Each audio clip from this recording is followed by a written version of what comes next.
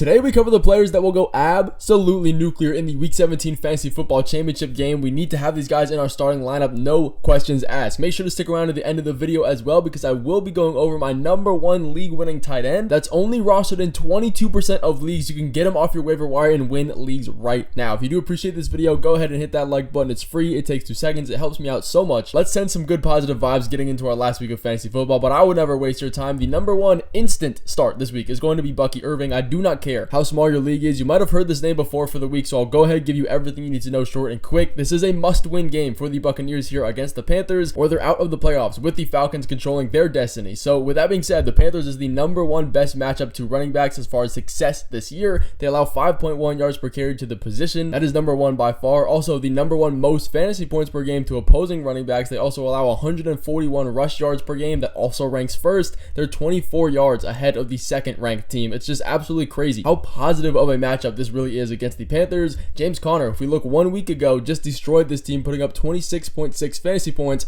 in only one half of football. He played 44% of the snaps. But what really makes this a great start is that Bucky Irving played this Panthers team before in week 13, where he dropped 27.5 fantasy points, a career high in carries, and 3 receptions for 33 yards to go on top of that. And he only played 54% of the snaps. Rachaad White was still healthy in that game, and he still managed to do all of that. Bucky Irving has had 92 yards or more in the last 4 of his 5 games since the bye week, excluding the game that he left early where he only played 16% of the snaps, because that doesn't count if he was injured. He's leading the backfield in touches. He's leading in routes run as well over Rachaad White, despite him playing more snaps. There is no question that he's going to dominate your fantasy championship. Make sure he's in your starting roster, regardless of if you're in a 4-man league. Even that is going to be a start for you. But keeping it on the running backs here, surprisingly, Aaron Jones is a must-start, go insane player we need to have in our lineups, getting the Packers this week. Now, he's been one of the most consistent running backs this year, seeing 15 carries or more in his last 7 of his 10 games, averaging just under 3 receptions a game to go along with those totals in this Packers matchup, which is not as negative as you'd expect it to be. It's not the most positive in the world. They're 15th in points allowed to opposing running backs, but what really makes him a nuclear start is his December dominance. I don't get it, but for whatever reason, he absolutely turns into a beast, like Barry Sanders type numbers in December. He's averaging 5.38 yards per carry collectively over his 8 years of professional football. Like, that's not a small sample size. 8 full years of football, he's averaging these numbers, and to go along with that, he's on a new team, yes, but he does get a revenge game against his old Packers. The last time they played in week 4, he played his 2nd highest snap share of the year, leading him to finish with 93 rushing yards, 4 catches, 46 yards, 22 carries. That's really, really good. 17.9 fantasy points, all without scoring a touchdown. If he can get in there this week, it's going to be even better, but his efficiency as well in that game was at 4.3 yards per carry. This game has one of the highest implied team totals at 48.5 collectively, in what is projected to be a very close contest for both teams. The Packers are favored by 1 point. This game is very important for them because they're both fighting for a playoff spot here. I really like Jordan Addison in this matchup because of that reason and the high game total as well, but there are also no players on the Vikings that are playing close to an incentive at the end of the year for their contract, so no touchdowns, no yardage totals that they have to meet to get an extra 500K, let's say, on the end of their contract for the year. If you do want to know 7 players that do have that coming into the championship week of football that could make a huge difference, I will pin the video up here and in the description as well. It's honestly a really important video because the last 2 weeks of fantasy football are very skewed by these $1 million contracts. But a bit of an unconventional start here. A guy that we 100% need to be putting in our lineups is Tyjae Spears, and also Pollard I'll add here because there are some red flags concerning his injuries for this week. I will get into that, but this is an amazing matchup against the Jacksonville Jaguars, who are allowing the 2nd most fantasy points to opposing running backs this year. But Tony Pollard, again, is questionable with an ankle injury coming into this matchup. He still is sidelined at practice. If Pollard is going to play, then the complications for this backfield is going to get a little bit more annoying. He's been questionable for the last 2 weeks and still ends up playing, but it's definitely dropped his snap share. He had 44 and 25% of the snaps in those 2 respective games, but that's led Tyjae Spears to have amazing weeks, 27 and 22 fantasy points in that replacement, where he's been getting 56 and 61% of the snaps. So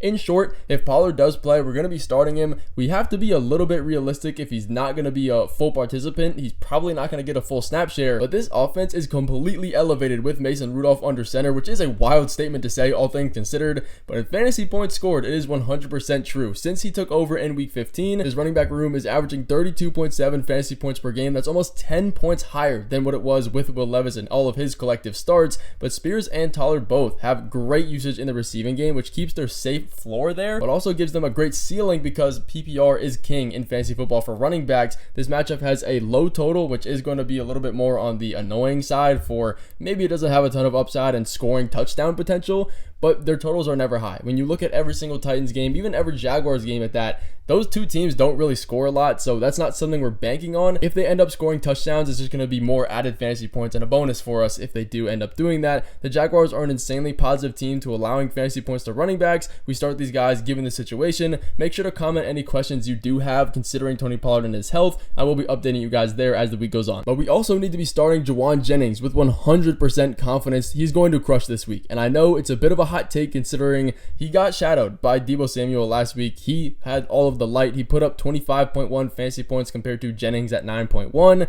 but I don't expect that to happen again. We're in a beautiful matchup this week against the Lions at home. This team is allowing the third most points to opposing wide receivers on the year, and as you can see, the Lions, every single game they play is a shootout. It doesn't matter who they play against. Even the Bears put up 17 points on them last week, which is good for them, but 48 to the Bills the week before that, 31 to the Packers the week before that, and then another 20 to the Bears. It's projected to continue this week in a game total that's at 50.5 points. That is the number one highest projected total of the week. So if we look at this defense deeper outside of just the point total, they run the number one most man coverage in the NFL, running it at 46.6%. Now, that could be good, that could be bad, depending on what other teams' offensive schemes are. When you look at Jauan Jennings, it is absolutely amazing. The matchup is perfect. He is top 10 of every single wide receiver in the NFL in success rate versus man coverage.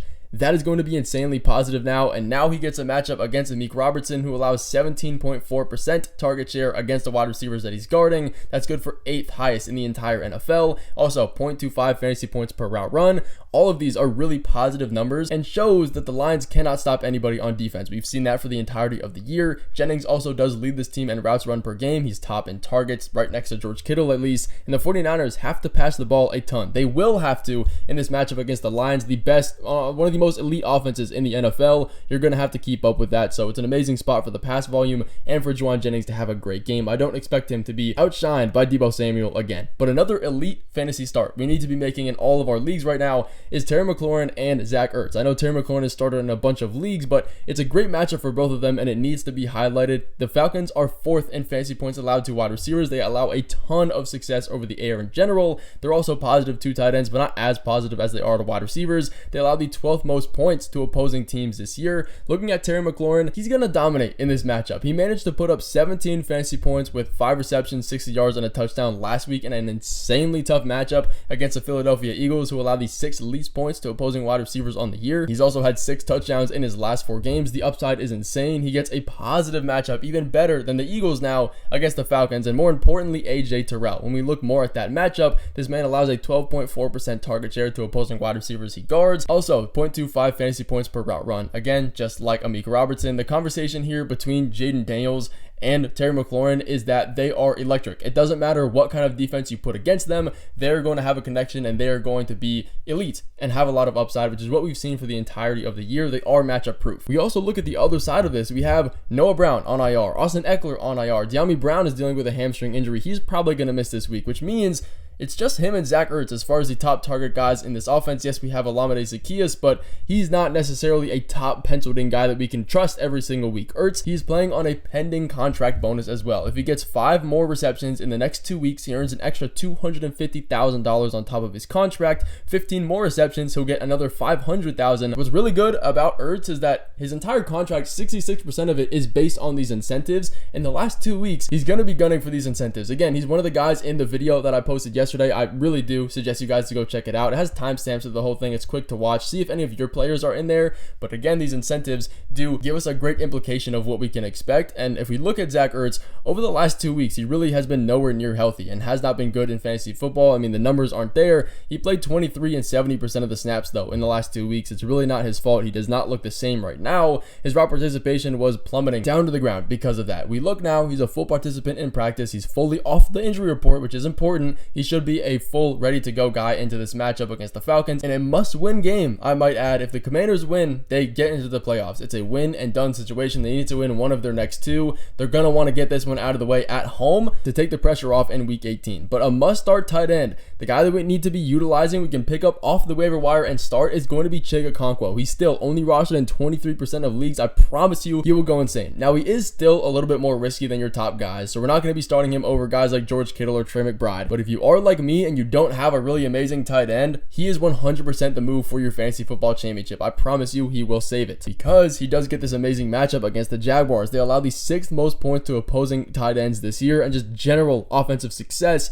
They have one of the worst overall defenses in the year. They're allowing the 3rd most points to opposing teams, the number 1 most yards to opposing teams per contest. Not to mention, they cannot get pressure on the quarterback. They are 31st in sacks per game. They're also 29th in interceptions per game. They can't force turnovers, which means this offense is going to be on the field at their own will, which is great for this Titans team that isn't the most dynamic offense in the world. So you talk about this guy, you look at the running backs, we talked about them earlier. Mason Rudolph has definitely resurrected Chig Okonkwo. In his last 2 starts, he's had 21 targets and 33 fantasy points collectively. He played a season high 85% of the snaps last week. They run a very different scheme with Mason Rudolph in this offense compared to Will Levis. They utilize the tight ends a lot more. They also stay on the field longer with him in there, but regardless of that, he runs the most routes out of the tight end position. He doesn't have any competition of other tight ends. They only block. None of them run routes, at least anything compared to what he does. And reporters have actually come out and asked Brian Callahan, head coach of the Titans, about this situation. They've asked, are these targets going to Chig Okonkwo because he's being good and you're getting him utilized in the offense, or is it because of garbage time and teams are playing less defense because of that? And he answered to that question.